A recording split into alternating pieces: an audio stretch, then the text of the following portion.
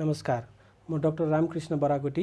म बीएनबी हस्पिटलमा consultant orthopaedic spine सर्जनको रूपमा कार्यरत छु। यहाँहरूले मलाई हाम्रो डाक्टर मोबाइल एपमा पनि भेट्न सक्नुहुन्छ। खास नसा च्यापिएको समस्या भनेको के हो र यो नसा च्यापिने समस्या चाहिँ के कारणले हुने गर्दछ? मेरुदण्डको भित्र सानो क्यानलबाट मूल नसा भएर आएर शाखा नसाहरू दिने हुन्छ। हरेक लेभलमा त्यस्तो 33वटा भट्रिबा हुन्छ र त्यसरी 33वटै निस्किने हुन्छ नर्भहरू। सबै खालको सर्जरी मेरुदण्ड र हाड जोर्नी सम्बन्धी नेपालमै सम्भव छ अथवा कुनै केसेसहरूको लागि चाहिँ हामी विदेश पनि जानुपर्ने हुन सक्छ? अहिलेको स्थितिमा नेपालमा लगभग सबै किसिमको स्पाइन सर्जरीहरू उपलब्ध छन्।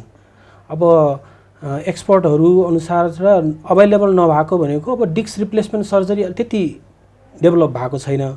इन्डोस्कोपिक स्पाइन सर्जरी भन्छ पाल पारेर गर्ने विधिको, त्यो भर्खरै डेभलप हुँदैछ।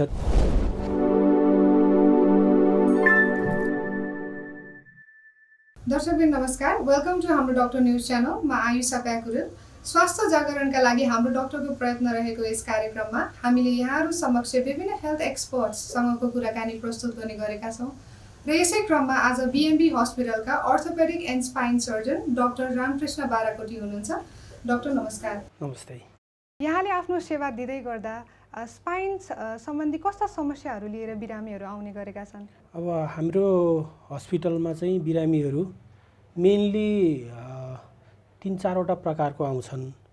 जस्तै धेरै जसो आउने चाहिँ मेकानिकल ब्याक पेन अथवा नेक पेन भन्ने हुन्छ, जुन चाहिँ थकानले अथवा खिएर हुने अथवा मर्केर हुने प्रकारको बिरामीहरू आउने हुन्छन्।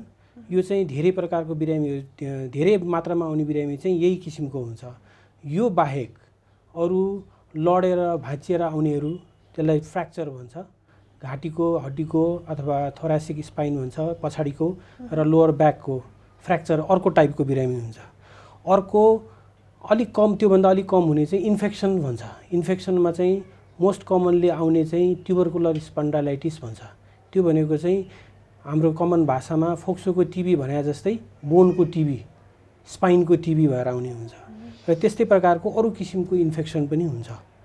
र कहिलेकाहीँ थोरै मात्रामा आउने भनेको चाहिँ स्पाइनको ट्युमर भएर आउने हुन्छ, जुन चाहिँ धेरै कम मात्रामा आउने हुन्छ र आए पनि हामीहरू चाहिँ त्यसलाई सर्जरी गर्नु परेमा अन्कोलोजिस्ट कहाँ हामी रिफर गर्ने हुन्छ र अन्को सर्जन कहाँ रिफर गर्ने गर्छौँ। अर्को एउटा समस्या छ, जुन नसा च्यापिने समस्या, यो धेरैमा देखिएको पनि पाइन्छ। खास नसा च्यापिएको समस्या भनेको के हो र यो नसा च्यापिने समस्या चाहिँ के कारणले हुने गर्दछ? अब हाम्रो शरीरमा चाहिँ कस्तो हुन्छ नि, ब्रेनबाट जुन कम्युनिकेसन आउँछ नि नसाको, त्यो चाहिँ मेरुदण्डको भित्र सानो क्यानलबाट मूल नसा भएर आएर शाखा नसाहरू दिने हुन्छ। हरेक लेभलमा त्यस्तो 33वटा भट्रिबा हुन्छ र त्यसरी 33वटै निस्किने हुन्छ नर्भहरू। र हरेक लेभलको नसा निस्किसकेपछि र निस्किने क्रममा अथवा भित्रै रहँदाखेरि कुनै पनि ठाउँमा, जस्तै डिस्क, दुईवटा भट्रिबाको बिचको डिस्क हुन्छ, डिस्क फुटेर नसालाई चेप्न सक्छ। हड्डी खिँदै गएर नयाँ हड्डी पलाएर चेप्न सक्छ, अथवा त्यहाँ केही चिज नयाँ चिज पलाएर त्यो नसालाई चेप्न पनि सक्छ। त्यो कुनै पनि लेभलमा भित्रबाट मूल स्पाइनल कर्ड भन्छ, त्यो स्पाइनल कर्डबाट निस्किने नसा चाहिँ निस्किसकेपछि जुनसुकै लेभलमा पनि चेपिन सक्छ। त्यसलाई चाहिँ नसा चेपिएको भन्छ कमन भाषामा। मूल नसा नै चेपियो भने चाहिँ त्यसलाई स्पाइनल कर्डको कम्प्रेसन भन्छ, सेन्ट्रल कम्प्रेसन भन्छ कि बिचको। र निस्किसकेको नसालाई चेपिनलाई चाहिँ नसा चेपिने हुन्छ।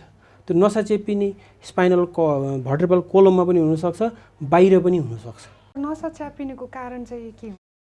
नसा चेपिनुको कारण चाहिँ अब आफ्नो प्रोफेसनको अनुसार पनि हुन्छ। कसैले हेभी वर्क गर्नेहरूमा, निहुरेर काम गर्नेहरूमा, गह्रौँ चिजहरू उचाल्नेहरूमा डिस्क प्रोल्याप्स भएर चेपिने काम चाहिँ धेरै हुन्छ कारण चाहिँ। र अरूमा अब जस्तो एज रिलेटेडमा, ओल्ड एजमा चाहिँ हड्डी खिँदै जान्छ, खिँदै गएपछि साँघुरो हुँदै जान्छ, त्यो खिएको कारणले हड्डी पलाएर नसा चेपिने हुन्छ। त्यो ओल्ड एजमा हुने कुरा। यङ एजमा चाहिँ डिस्क प्रोल्याप्स नै मेन कारण हो। जुन हड्डी खिने समस्या भन्नुभयो, यो मानिसहरूमा नेचुरली हुने गर्छ उमेरसँगै, अथवा हड्डी खिनुको पनि केही कारणहरू हुन्छ? अब हड्डी खिने भनेको चाहिँ यो एज रिलेटेड कुरा हो। कसैमा अलि चाँडै हुन्छ, कसैमा अलि ढिलो हुन्छ र प्रोफेसन अनुसार पनि हुन्छ। जस्तो निहुरेर त्यो कार्पेन्ट्री काम गर्नेहरू होइन, सुनको काम गर्नेहरूलाई निहुरेर काम गरिराखेपछि घाँटीको हड्डी चाँडै खिइन्छ होइन। जस्तो लेबर काम गर्नेहरूलाई अथवा हेभी काम गर्नेहरूलाई, बसिराख्नेहरूलाई लोअर ब्याकको चाँडै खिइन्छ। पलेटी कसेर बस्नेहरूलाई जस्तो घुँडाको चाँडै खिइन्छ नि, त्यसरी नै खिइने हो। त कसैमा अलिकति चाँडै हुन्छ, कसैमा अलि ढिलो हुन्छ, तर खिइने प्रक्रिया त सबैमा हुन्छ, मानिसमा सबैमा हुन्छ। अनि हामीलाई स्पाइन सर्जरी बारे पनि केही बताइदिनुहोस्। अब स्पाइन सर्जरी भनेको चाहिँ जस्तो जुन समस्या आउँछ त्यो समस्यालाई हामीले कन्जर्भेटिभ भन्छौँ कि, मेडिसिन दिएर थेरापी गरेर होइन, र उहाँहरूलाई अर्को आफ्नो प्रोफेसनलाई कसरी सजिलो बनाउने, त्यसलाई कसरी प्रिभेन्ट गर्ने भन्ने कुराहरू ट्रिटमेन्ट गरेर त्यसबाट केही फाइदा हुन्छ कि भनेर हेर्दाखेरि पनि भएन भन्नाले कन्जर्भेटिभ ट्रिटमेन्ट गर्दाखेरि पनि भएन भनेदेखि आफै निको भएन, थेरापी गर्दा निको भएन भने त्यसलाई निको पार्नलाई र त्यसलाई खुलाउनको लागि, नसा खुलाउनलाई अथवा भाँचिएको मिलाउनलाई अथवा इन्फेक्सनलाई ट्रिटमेन्ट गर्नलाई, अनस्टेबल भएको स्पाइनलाई स्टेबल बनाउनलाई गरिने विधिलाई स्पाइन सर्जरी भनिन्छ। धेरैलाई फेरि सर्जरी भन्ने बित्तिकै अलिकति डर लाग्ने पनि हुन्छ। सर्जरी भन्ने बित्तिकै डरै हाल्नुपर्छ अथवा कतिको सक्सेसफुल हुने गरेको छ स्पाइन सर्जरी? स्पाइन सर्जरी अब पहिला चाहिँ, धेरै पहिला चाहिँ अब म्यान पावरहरू पनि जस्तो स्पाइन सर्जनहरू कम थिए होइन। पहिला अर्थोपेडिक सर्जनले नै सबै स्पाइन सर्जरीहरू गर्ने गर्थे। अहिले चाहिँ trained spine surgeon, qualified spine सर्जनहरू अभाइलेबल छन् नेपालमा। त्यस कारणले स्पाइन सर्जरी आवश्यक छ यदि गर्नु नै पर्ने छ भने त्यस्तो आत्तिनु पर्ने हुँदैन। कहिलेकाहीँ कम्प्लिकेसन्सहरू पनि आउने गर्छ होला। यदि कम्प्लिकेसन्स आएको केसेसहरूमा चाहिँ कस्तो कम्प्लिकेसन्सहरू आउने गर्दछ? अब कम्प्लिकेसन भनेको चाहिँ युजल्ली फेसिलिटी भएको ठाउँमा, एक्सपर्टहरू भएको ठाउँमा पनि नहुने भन्ने होइन। जस्तो अमेरिकामा पनि कम्प्लिकेसन हुन्छ, इन्डियामा पनि कम्प्लिकेसन हुन्छ, जापानमा पनि कम्प्लिकेसन, नेपालमा पनि हुन्छ। तर अभाइलेबल फेसिलिटी अनुसार त्यसको रेट केही फरक मात्रै हुने हो, कम्प्लिकेसन नहुने भन्ने छँदै छैन। घोडा चढ्ने मान्छे लड्छ, नलड्ने हुँदै हुँदैन।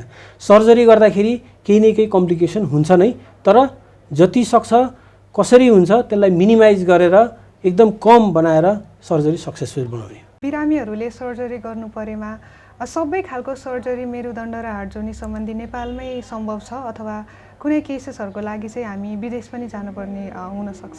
अहिलेको स्थितिमा नेपालमा लगभग सबै किसिमको स्पाइन सर्जरीहरू उपलब्ध छन्।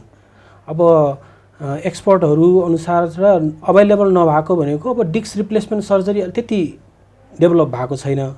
इन्डोस्कोपिक स्पाइन सर्जरी भन्छ, पाल पारेर गर्ने विधिको, त्यो भर्खरै डेभलप हुँदैछ। त्यसको लागि चाहिँ अब त्यति डेभलप नभएको भएर धेरै बिरामीहरू चाहिँ बाहिर जाने चलन छ।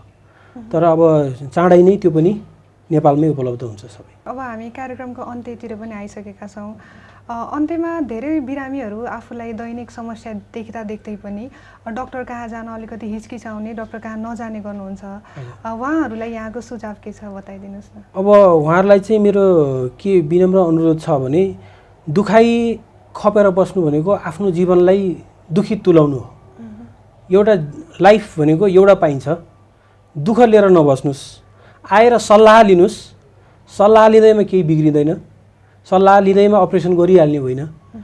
तपाईँलाई के समस्या छ र के उचित निदान हो र के गर्नुपर्छ, कसरी सजिलोसँग उपचार, सर्जरी नगरिकन सुरुमा कसरी उपचार गर्ने भन्ने कुरो र थेरापीबाट कसरी हुन्छ, मेडिसिनबाट कसरी हुन्छ, त्यो हामी सल्लाह दिन्छौँ होइन। त्यसरी घरमा कुजिएर जाने बित्तिकै अपरेसन गरिदिन्छ, अपरेसन गर्ने बित्तिकै प्यारालाइसिस बनाइदिन्छ, बिगारिदिन्छ, यस्तो मन धारणा छ। त्यस कारणले डराएर बस्ने जमाना छैन अहिले। आउनुहोस्, आएर हामीसँग सल्लाह लिनुहोस्। सल्लाह लिँदैमा तपाईँहरूलाई हामीले केही गर्ने होइन, हामी तपाईँहरूको राम्रैको लागि गर्छौँ र त्यसमा तपाईँहरू ढुक्क भएर आउनुभयो हुन्छ, देखाएर सुझाव लिनुहोस् र त्यो अनुसारले तपाईँहरूले आफ्नो जीवनलाई सक्सेस बनाउनुहोस्। अब कार्यक्रम अन्त्य गर्ने समय पनि भइसकेको छ। यहाँको समयको लागि धेरै धेरै धन्यवाद भन्न चाहन्छु doctor. It was really a great pleasure talking to you. र हाम्रा दर्शकबिनहरूलाई पनि हाम्रो यस कार्यक्रम हेरिदिनु भएकोमा धेरै धेरै धन्यवाद। नमस्कार।